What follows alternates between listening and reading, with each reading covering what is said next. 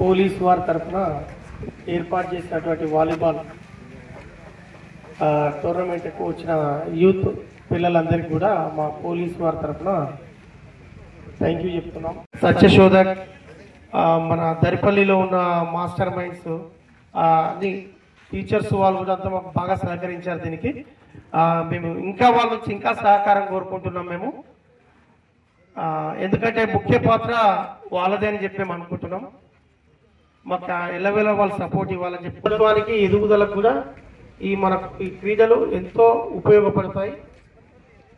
అదేవిధంగా మనము అటువైపు వెళ్ళకుండా ఒకవేళ అలాంటి అలవాట్లు ఉన్నా కానీ వాటిని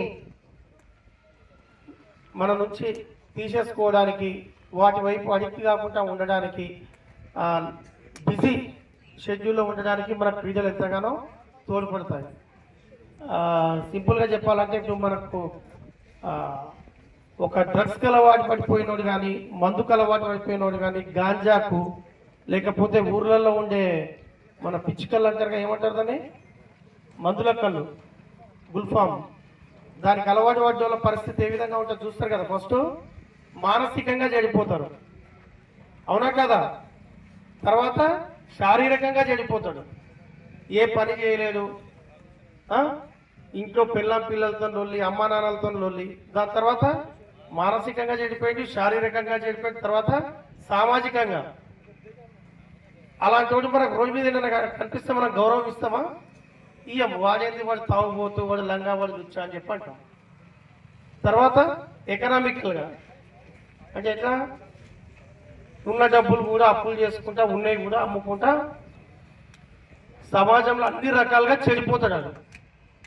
కాబట్టి అలవాట్లు మనకు మంచిగా చెడ్డయా చెప్పాలంతా. ఎందుకంటే ముఖ్యంగా యూతే రేపు పొద్దున మన దేశానికి మెయిన్ ఐడల్స్ మీరే. మనం అటువైపు పోయి మనం చెడిపోతే తర్వాత మనం చెడిపోతాం, మన ఫ్యామిలీ ఖరాబ్ అవుతుంది, అంత ఖరాబ్ అవుతుంది.